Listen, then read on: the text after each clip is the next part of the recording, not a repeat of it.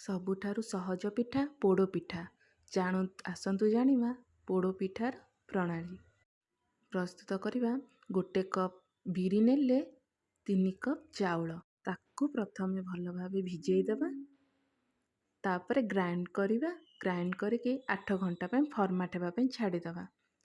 ଚାଉଳକୁ ଏମିତି ଗ୍ରାଇଣ୍ଡ କରିବେ ଯେମିତି ହାତକୁ ସୁଜି ପରି ଦାନା ଦାନା ଲାଗିଯିବ। 8 ଘଣ୍ଟା ଫର୍ମାଟ ହେଇସାରିଲା ପରେ ହାତରେ କିଛି ସମୟ ଫେଣ୍ଟି ଦେବା। ଫେଣ୍ଟିଲା ପରେ ସେ ଫୁଲିଯିବ। ଫୁଲି ସାରିଲା ପରେ ସେଥିରେ ଆମେ ଗୁଡ଼, କାଜୁ, ଖିସମିସ୍, ଇଲାଇଚି, ନଡ଼ିଆ ଏସବୁ ଦେଇ ଭଲ ଭାବେ ମିଶାଇ ଦେବା।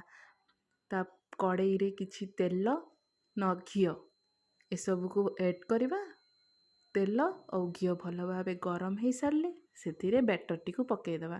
ବ୍ୟାଟରଟିକୁ ପକାଇ ଦେଇ ଫ୍ରାଏ ପ୍ୟାନ୍ର କଭରଟିକୁ ବନ୍ଦ କରିଦେବା। କଡ଼େଇ ଭଲ ଭାବରେ ସିଝିବା ଯାଏଁ ୱେଟ୍ କରିବା।